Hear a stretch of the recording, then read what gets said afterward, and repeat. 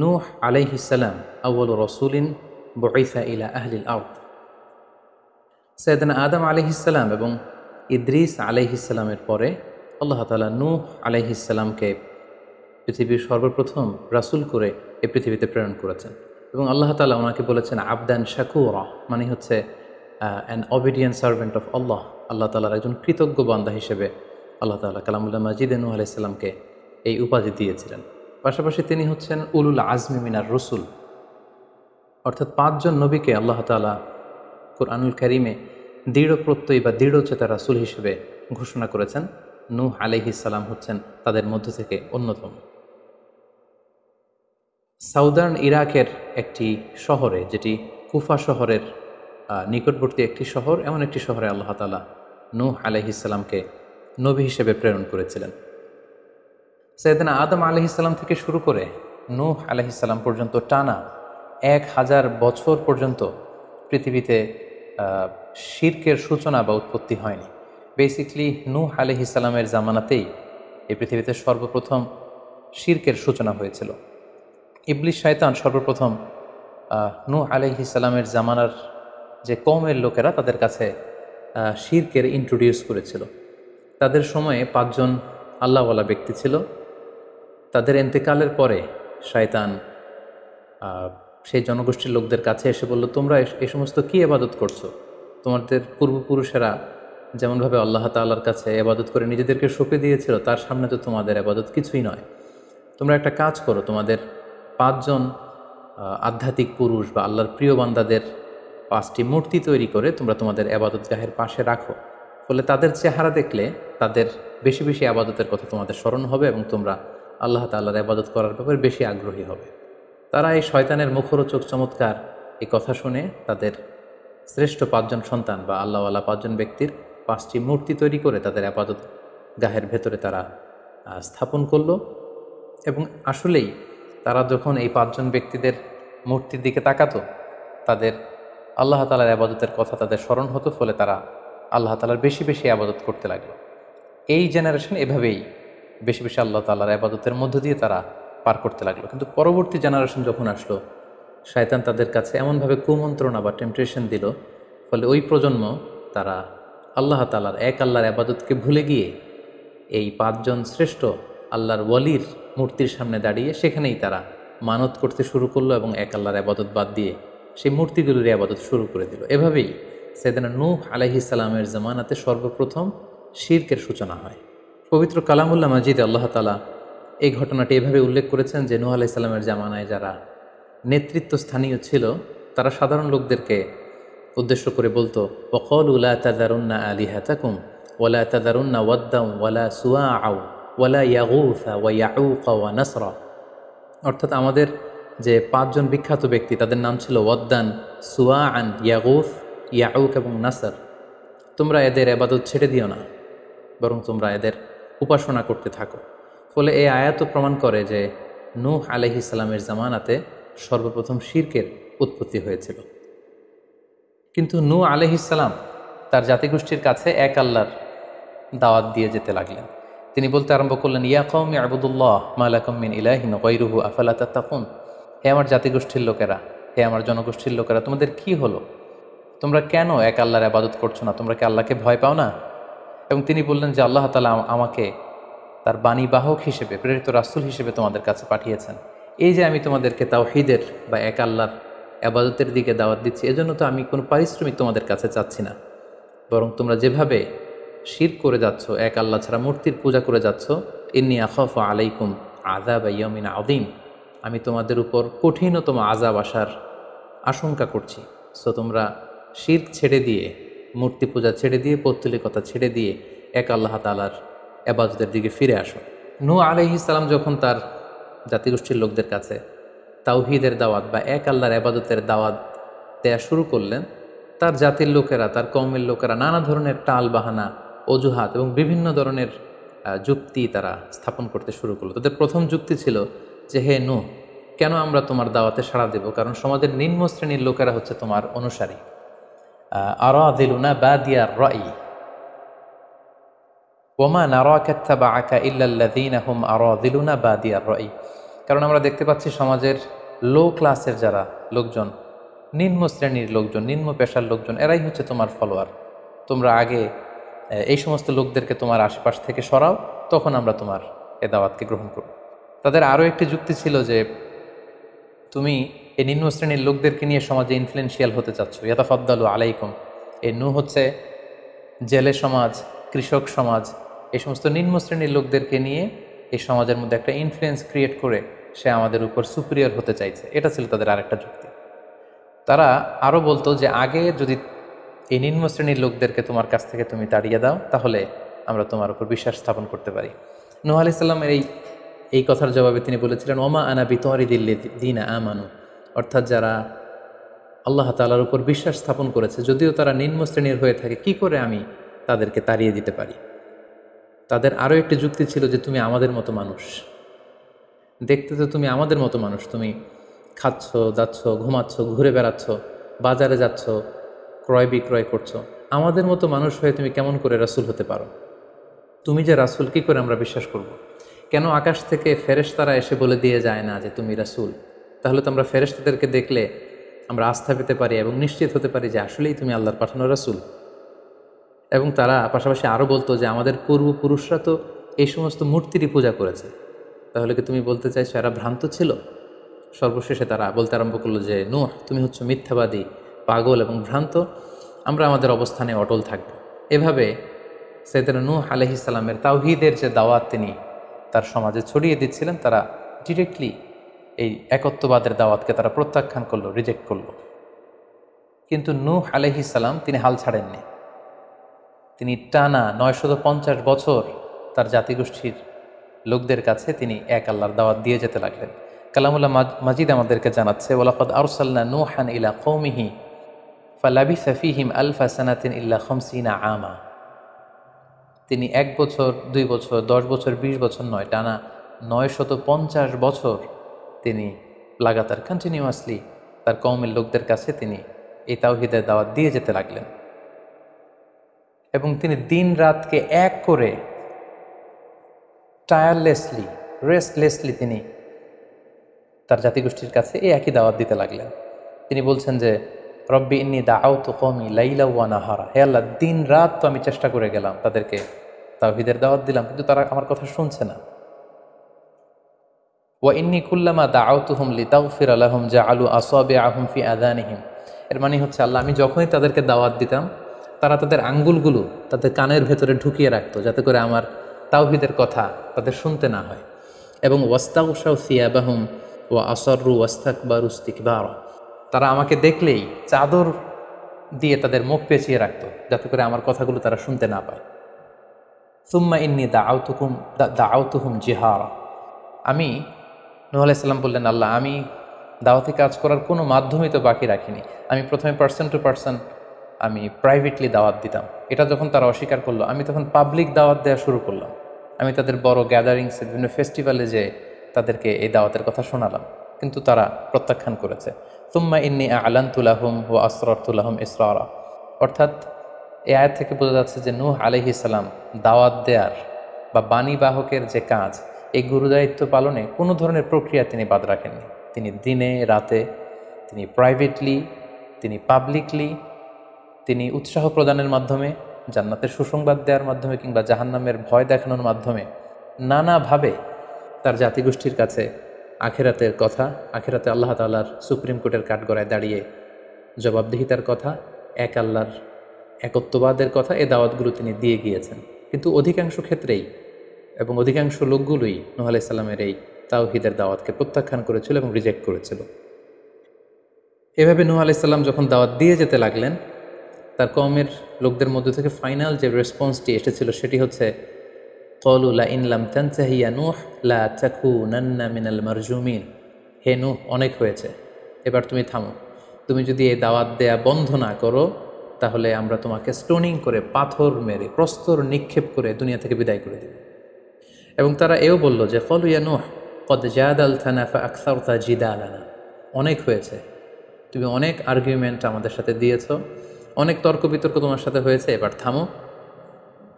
ফাআতিনা বিমা তাঈদুনা ইন কুনতা মিনাস সাদিকিন। তুমি যে আযাবের ভয় দেখাচ্ছ, পারলে সেটা দেখো।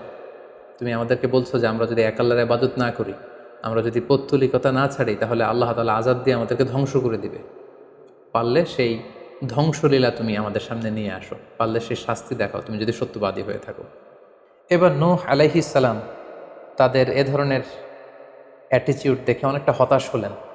তিনি তাদের কাছে কোনো প্রতিদান চাইছেন না, তাদের কল্যাণের জন্যই, তাদেরকে জাহান্নামের আগুন থেকে বাঁচার জন্যই তিনি 950 বছর ডেডিকেট করে দিলেন তাদের দাওয়াতি কাজে। কিন্তু তারা যখন এই দাওয়াতি কাজে সাড়া দিচ্ছে না, অবশেষে হতাশ হয়ে নূহ আলাইহিস সালাম আল্লাহকে দোয়া করলেন, আল্লাহ ফাফতাহ বাইনি ওয়া বাইনাহুম ফাতহান, আমি আর পারছি না, আপনি এবার এসপার ওসপার করে দিন, আপনি একটা ফয়সালা করে দিন।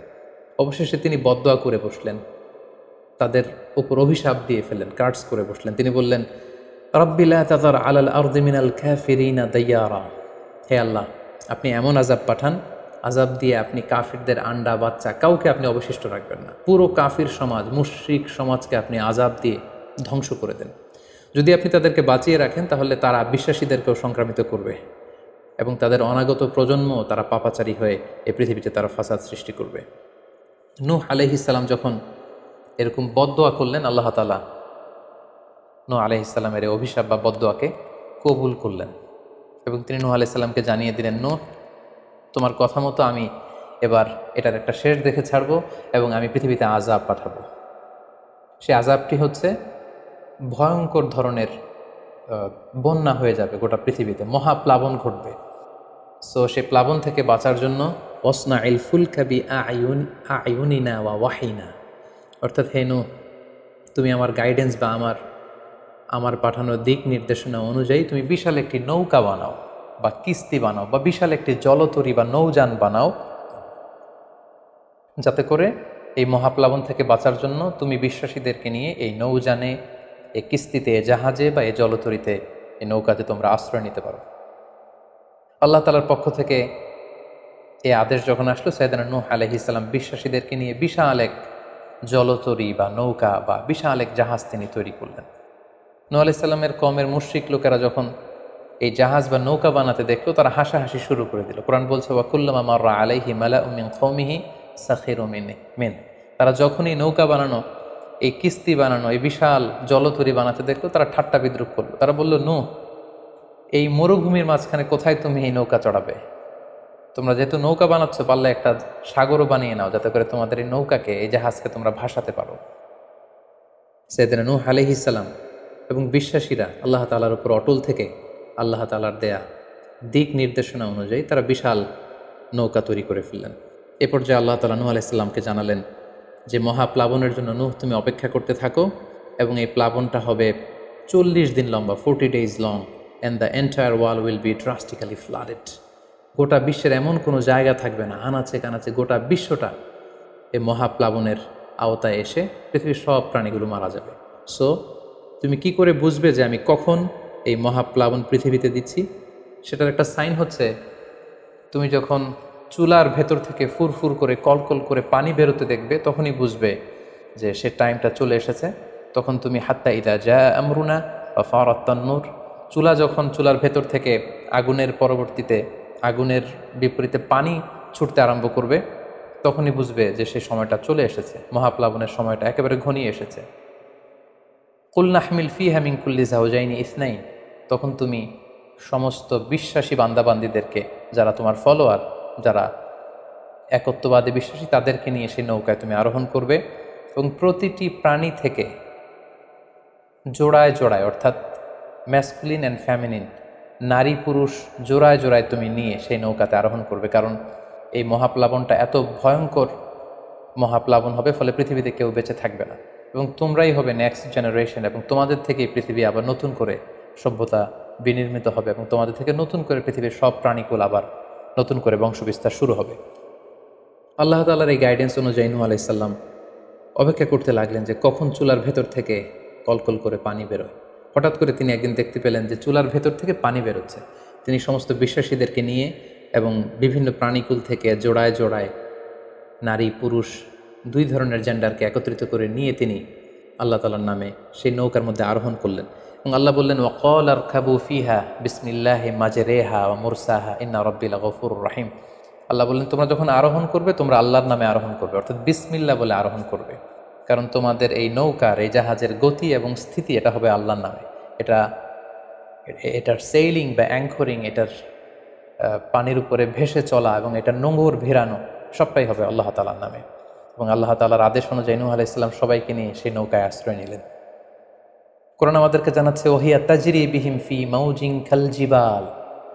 গোটা বিশ্বব্যাপী এমন ভয়ঙ্করভাবে আকাশ থেকে ঝুম বৃষ্টি নাজিল হলো, জমিন তার ভেতরে থাকা পানিগুলোকে উপরে উদ্গীরণ করে দিতে লাগলো, উপর থেকে পানি, নিচ থেকে পানি। ফলে গোটা বিশ্বে এক মহাপ্লাবনের পরিস্থিতি তৈরি হলো। এবং সেই ভয়ঙ্কর প্লাবনের মধ্যে, সেই ঝড় ঝাপটার মধ্যে, সেই পানির মধ্যে নূহ আলাইহিস সালামের সেই কিস্তি বা সেই জলতরী বা সেই নৌকা ভাসতে লাগলো। কোরআন বলছে যে ফি মাউজিন কাল জিবাল, বিশাল পাহাড় সম ঢেউয়ের মধ্যে নূহ আলাইহিস সালামের তরী আল্লাহর নামে ভাসতে আরম্ভ করলো এবং আল্লাহর নামে নূহ আলাইহিস সালাম সেই তরী ভাসিয়ে দিলেন। মহাপ্লাবনের ঠিক কিছু আগে নূহ আলাইহিস সালাম ওনার ছেলে কানাআনকে আহ্বান করলেন যে, কানাআন, তুমি এই নৌকার মধ্যে আরোহণ করো। আমরা ইতিহাস থেকে আমরা জেনেছি যে নূহ আলাইহিস সালামের 4 জন সন্তান ছিল, হাম, সাম, ইয়াফাস, কানাআন। এই 4 জন সন্তানের মধ্যে 3 জনই ঈমান এনেছে, শুধু কানাআন ছাড়া। নূহ আলাইহিস সালাম কানাআনকে বললেন, কানাআন ইয়া বুনাইয়া ইরকাব মাআনা, হে আমার প্রিয় সন্তান, তুমি নৌকায় ওঠো, আল্লাহর কাছে তওবা করো।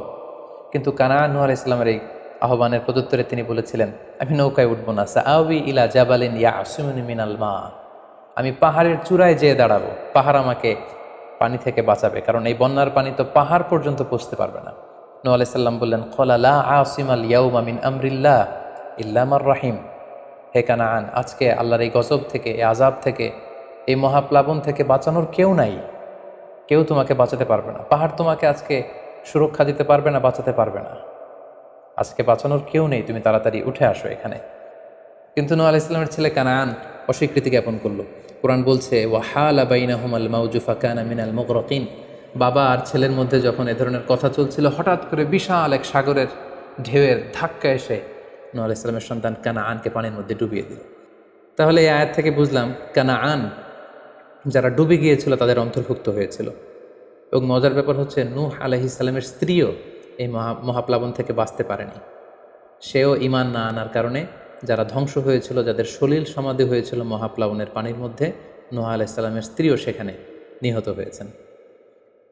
এখন একটি প্রশ্ন এসে দাঁড়ায়, সেটি হচ্ছে যে এটা কি একটা গ্লোবাল ডিজাস্টার ছিল কিনা? এটা কি ইরাকের সেই সাউদার্ন পার্টেই শুধু এই বন্যাটা হয়েছিল, না গোটা বিশ্বব্যাপী হয়েছিল?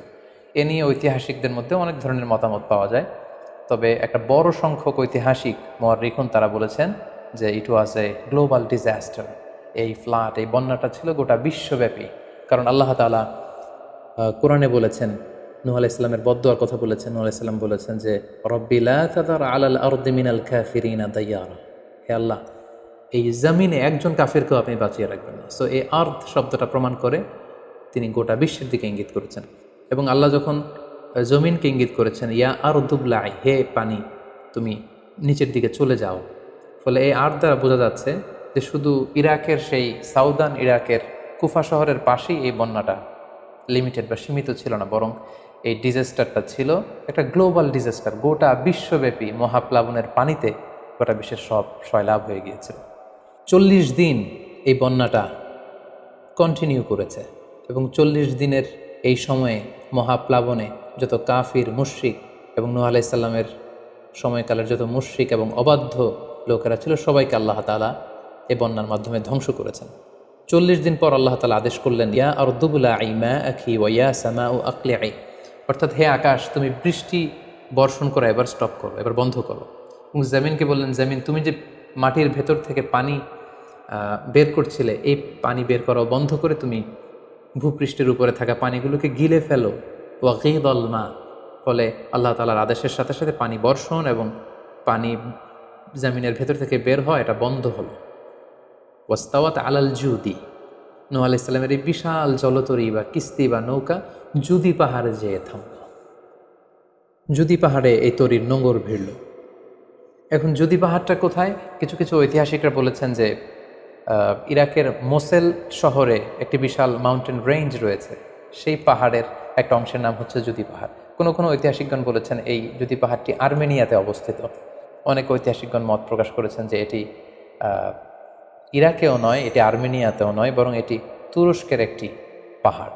এবং তারা বিশাল বড় একটি নৌকার খণ্ড দিয়ে ঐতিহাসিকভাবে অনেকেই প্রমাণ করতে চেয়েছেন যে নূহ আলাইহিস সালামের সেই কিস্তির কিছু অংশ আজও সেই পাহাড়ের মধ্যে রয়ে গিয়েছে।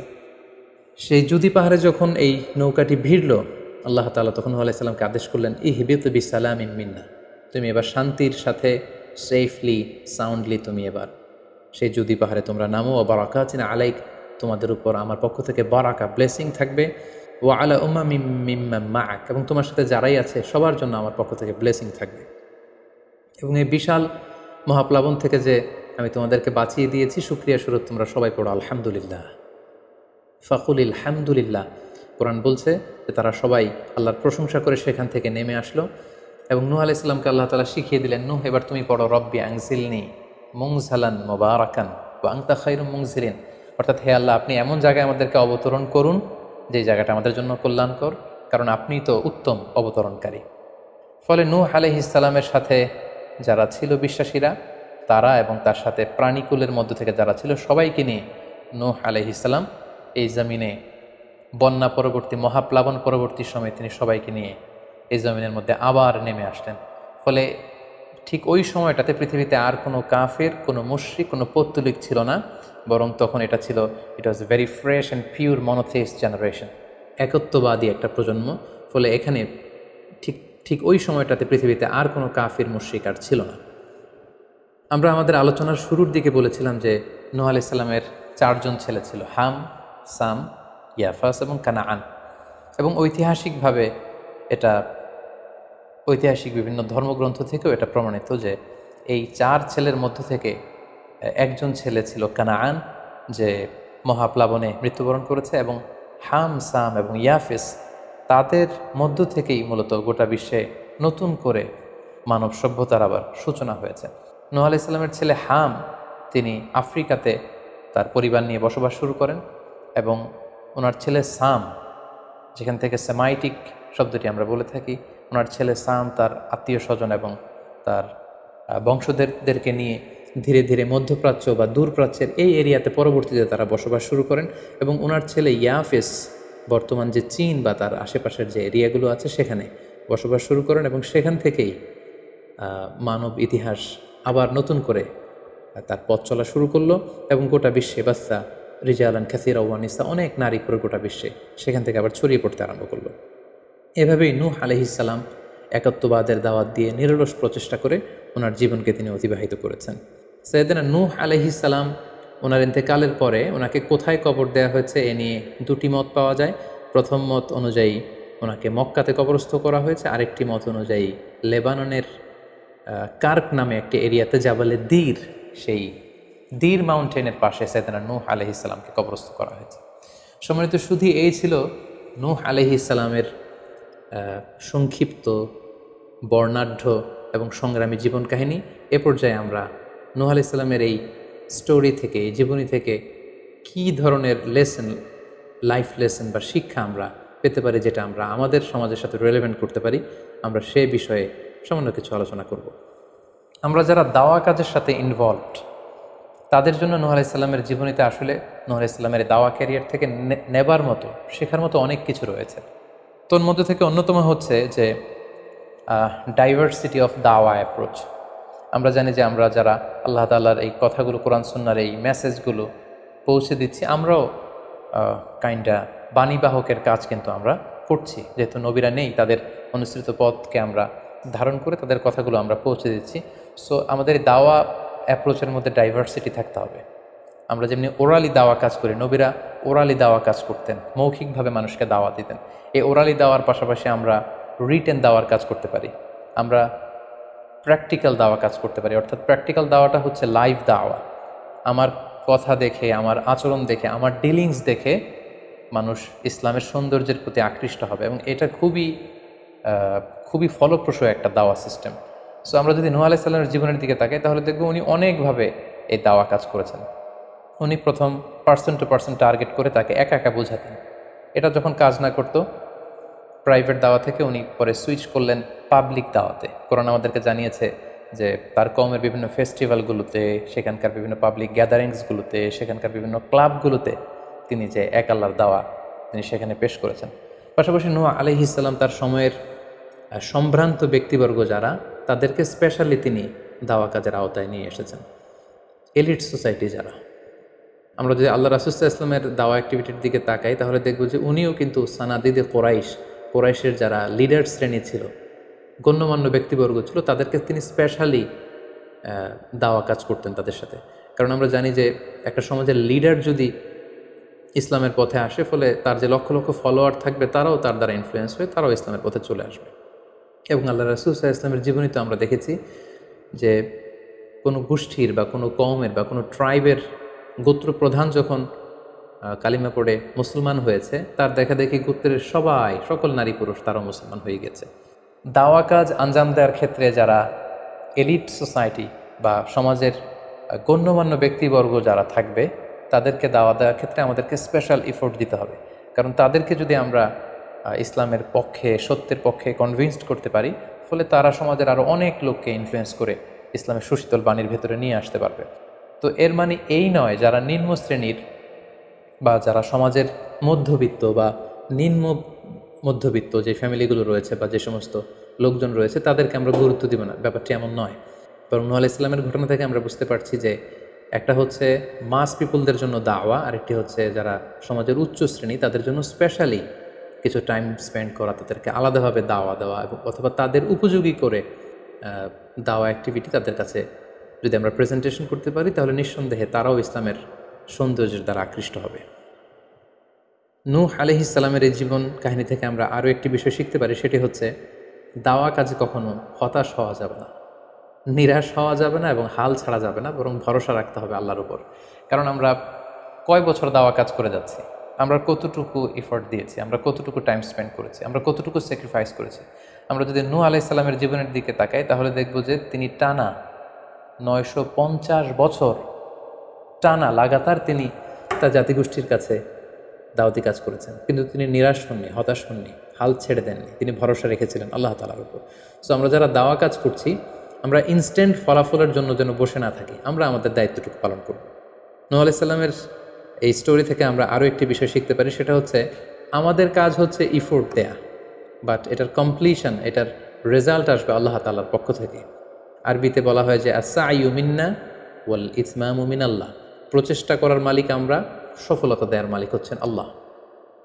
আমি অনেক দাওয়াতি কাজ করছি, কিন্তু আমার দাওয়াতি কাজে কেউ সাড়া দিচ্ছে না, কেউ রেসপন্স করছে না, আমার দাওয়াতি কাজে কেউ ইসলামের প্রতি আকৃষ্ট হচ্ছে না, ইট ডাজন্ট মিন দ্যাট আমি একজন ব্যর্থ দায়ী, না, এটা কখনোই না। বরং আমি সিনসিয়ারিটির সাথে আমার সর্বোচ্চ প্রচেষ্টাটুকুন আমি করছি কিনা, সেটাই হচ্ছে দেখার বিষয়। আমার কত ফলোয়ার, আমার ডাকে কত মানুষ সাড়া দিল, এটা দেখার বিষয় না, বরং আমি আমার রোলটা প্লে করতে পারছি কিনা সিনসিয়ারিটির সাথে, এটা হচ্ছে দেখার বিষয়। এর কারণ হচ্ছে আল্লাহর হাবিব সাল্লাল্লাহু আলাইহি ওয়াসাল্লাম বলেছেন, কিয়ামতের দিন অনেক নবী দাঁড়াবে যাদের ফলোয়ার হচ্ছে হাতে গোনা অল্প কয়েকজন, মানে অল্প কয়েকজন ঈমান এনেছিল। পৃথিবীতে অনেক নবী ছিল, তারা কিয়ামতের দিন দাঁড়াবে, তার বিশ্বাসী উম্মতের সংখ্যা হচ্ছে মাত্র 2 জন। পৃথিবীতে এরকম অনেক নবী ছিল, কিয়ামতের দিন তিনি দাঁড়াবেন, তার উপর বিশ্বাস এনেছিল মাত্র 1 জন, মানে নবীও একজন, তার প্রতি ঈমানও এনেছে মাত্র 1 জন। এমনও অনেক নবী কিয়ামতের দিন আল্লাহ তাআলার দরবারে দাঁড়াবে যেই নবীর কোনো ফলোয়ার নাই, যেই নবীর কোনো বিশ্বাসী উম্মত নাই, অর্থাৎ নবী শুধু একা, তার সারা জীবনের দাওয়া কাজে কেউ তার ডাকে সাড়া দেয়নি। তার মানে কি তিনি ব্যর্থ? নেভার, কখনো না। তিনি তার দায়িত্বটুকুন পালন করেছেন, এজন্য তিনি আল্লাহ তাআলার দরবারে তিনি সফল। সো কে আপনার ডাকে সাড়া দিবে, কে ইসলামের পথে আসবে, এটা আমাদের দেখার বিষয় না। আমাদের দেখার বিষয় হচ্ছে আমরা আমাদের দায়িত্বটুকুন পালন করেছি কিনা, আমরা কোরআনের, ইসলামের সুন্দর বিউটিফুল মেসেজগুলো আমরা পৌঁছে দিতে পেরেছি কিনা, that should be hour concern. সেটাই হচ্ছে আমাদের দায়িত্ব। সূরা হুদে নূহ আলাইহিস সালামের ফলোয়ার কত ছিল এ ব্যাপারে আমরা জানতে পারি। আল্লাহ তাআলা বলছেন, ওয়ামা আমানা মাআহু ইল্লা কালিল, মানে নূহ আলাইহিস সালামের জাতিগোষ্ঠীর হাতে গোনা অল্প কিছু লোক ছাড়া তার প্রতি অন্যান্যরা ঈমান আনেনি। এই অল্প কিছু লোক, তাদের সংখ্যা কত? তাফসীর ইবনে কাসীরে এসেছে, সাইয়েদনা ইবনে আব্বাস বলেন যে কানু 80 নাফসান মিনহুম নিসাউহুম, নারী পুরুষ মিলিয়ে 80 জন। Could you imagine that? 950 বছরের দাওয়াতি ক্যারিয়ারে ওনার পরিমাণ এনেছে মাত্র 80 জন। তার মানে প্রতি 100 বছরে অন অ্যান অ্যাভারেজ 10 জন ওনার ওপর ইমান আনেনি। কিন্তু উনি হচ্ছেন উলুল আজমি মিনার রসুল। এই মহাবিশ্বের 5 জন শ্রেষ্ঠতম নবীদের মধ্যে থেকে তিনি হচ্ছেন অন্যতম।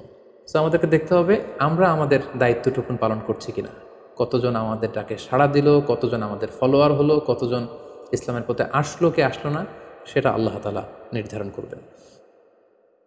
নূহ আলাইহিস সালামের জীবনী থেকে আমরা আরও যে শিক্ষাটি পাই, এবং এটি খুবই গুরুত্বপূর্ণ একটি লেসন, সেটা হচ্ছে হিদায়া অনলি বিলংস টু আল্লাহ। হেদায়েত দেওয়ার মালিক হচ্ছেন Allah. Canaan and the wife of Nuh for example, যেমন নূহ আলাইহিস সালামের ছেলে কানাআন কিংবা তার স্ত্রী, তারা কিন্তু নূহ আলাইহিস সালামের প্রতি ঈমান আনেনি। তার মানে বাবা নবী হয়ে অনেক সময় ছেলে ঈমান আনতে পারেনি, তার ভাগ্যে সেটা জোটেনি। নূহ আলাইহিস সালাম নবী ছিলেন, কিন্তু তার স্ত্রী তার প্রতি ঈমান আনেনি। এজন্য আল্লাহ তাআলা বলছেন, ইন্নাকা লা তাহদি মান আহবাবতা ওয়ালাকিন্নাল্লাহা ইয়াহদি মান ইয়াশা। হে নবী, আপনি যাকে চান তাকে আপনি হেদায়েত দিতে পারবেন না, কারণ হেদায়েত দেওয়ার মালিক আপনি নন। হেদায়েত দেওয়ার নিরঙ্কুশ একচ্ছত্র ক্ষমতা হচ্ছে শুধুমাত্র কেবলমাত্র আল্লাহ তাআলার হাতে। তিনি যাকে চাইবেন তাকে তিনি হেদায়েত দেন। আমরা চাইলেই কাউকে হেদায়েত দিতে পারবো না। নূহ আলাইহিস সালামের জীবনী থেকে আরও একটি বড় শিক্ষা হচ্ছে যে আল্লাহ তাআলা হুট করেই কাউকে আযাব দেন না বা শাস্তি পাঠান না, বরং আল্লাহ তাআলা বারবার সুযোগ দিয়ে থাকেন।